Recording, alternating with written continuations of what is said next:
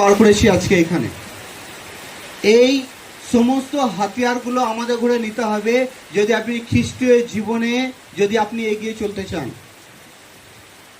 কি না, প্রভুতে বলবন্ত হও। প্রভুতে বলবন্ত হও মানে প্রভুতে তুমি শক্তিশালী হও। কিসে? প্রভুতে। আপনাকে চিন্তা করতে হবে আমার কাছে ব্যবসা থাকুক বা না থাকুক, আমার কাছে বুদ্ধি থাকুক বা না থাকুক, আমার কেউ থাকুক বা না থাকুক, কিন্তু আমার কাছে ঈশ্বর আছে। ঈশ্বরই হচ্ছে আমার শক্তিশালী। হালেলুয়া। ঈশ্বরই হচ্ছে আমার সবকিছু।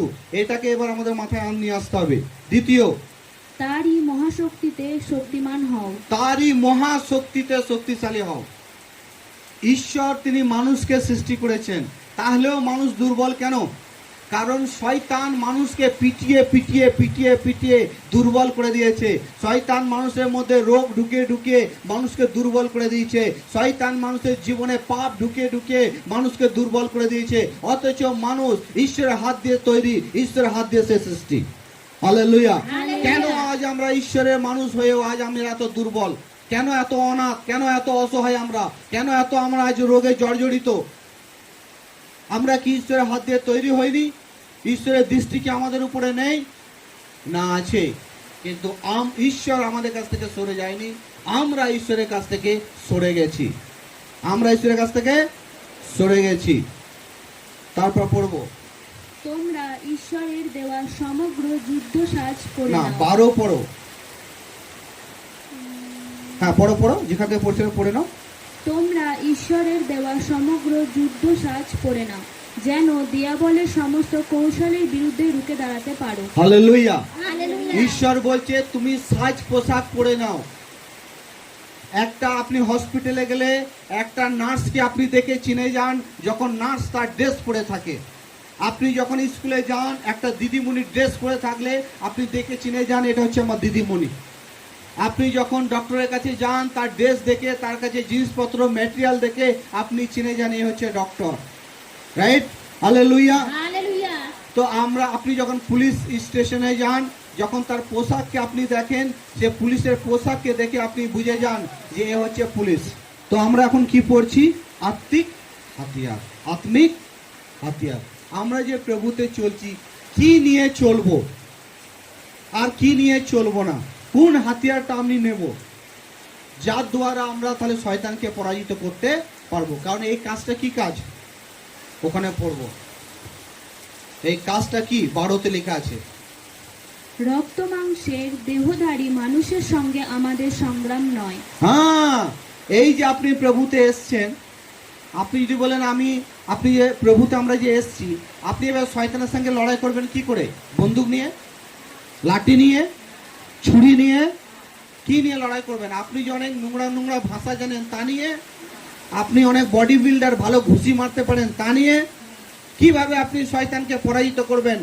যে শয়তান আপনাকে প্রত্যেকদিন কাঁদাচ্ছে, যে শয়তান আপনাকে গরিব করে দিয়ে ছেড়ে দিচ্ছে, যে শয়তান আপনার জীবিকাকে বন্ধ করে দিচ্ছে, আপনি কিভাবে জিতবেন?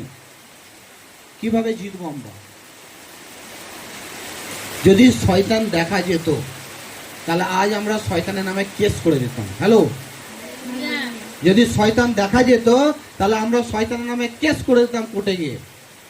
আর এই জগতের সরকারের দ্বারা, নিয়ম কানুনের দ্বারা সেই শয়তানকে আমরা জেলে গিয়ে বন্দি করে দিতাম। কিন্তু বিষয়টা হচ্ছে, এটা হলো জাগতিক, আর আমরা যেটা করতে চলেছি সেটা হচ্ছে আত্মিক।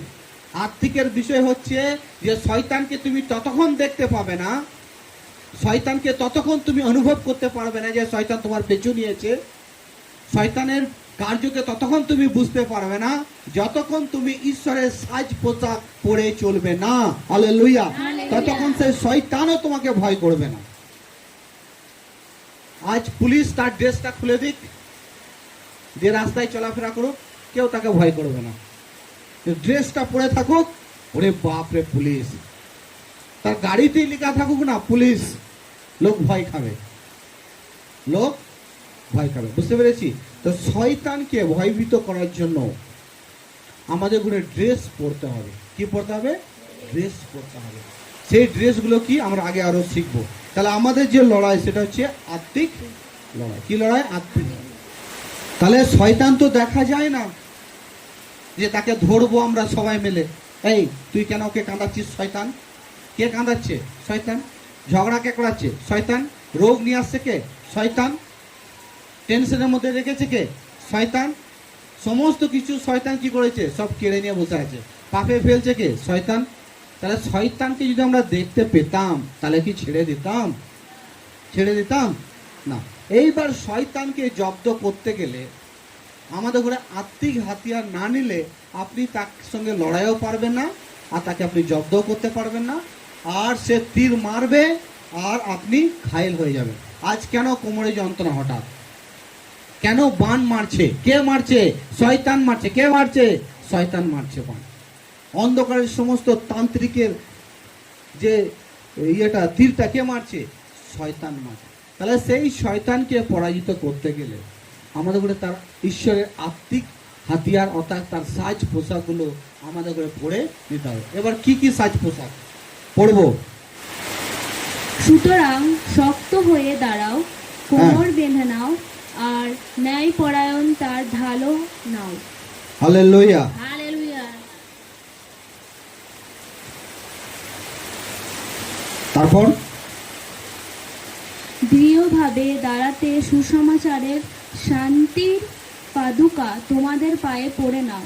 এর দ্বারা প্রথম তোমরা 14 হচ্ছে সত্যতে কোমর কষো। সত্যেরও একটা কোমর আছে। কিসের? সত্যেরও কোমর আছে। তাকান, বিশ্বাসেরও কোমর আছে, কর্মেরও কোমর আছে। হালেলুয়া। আপনাকে সত্যের কোমর কষতে হবে, কর্মের কোমর কষতে হবে। সমস্ত কিছুর কি আছে? কোমর আছে। তাই বলছে সত্যের কোমর কষো। সত্যের কোমর কষা কাকে বোঝায়? যে মরে গেলেও প্রভুকে ছাড়বে না, সে কোনো কিছুকে ভয় করবে না। সে কি হচ্ছে? কোমর কষে দাঁড়িয়ে আছে। জিয়েঙ্গে তো প্রভুকে নিয়ে, মরবো তো প্রভুর জন্য। তারপরে ওর মধ্যে আর একটা লেখা আছে, ধার্মিকতা কি ঝিলাম পেহেনকার। ধার্মিকতার ঝিলাম মানে কি? ঈশ্বরীয় স্বভাব। হালেলুয়া। ঈশ্বরীয় স্বভাব। যাই হোক না কেন আমি ঈশ্বরীয় স্বভাব রাখবো। অনেক সময় কি হয়, আমরা প্রভুতে আজ ঠিক চলছি, যেই গ্রামে কার মৃত্যু হয়ে যাক, কোনো অনুষ্ঠান চলে আসুক, তখন আমরা কি করছি? ঈশ্বরের স্বভাব থেকে অনেক সময় আমরা কি হয়? সরে যাই। ঈশ্বরের স্বভাবটাকে আমরা কি করি? খুলে রেখে দিই।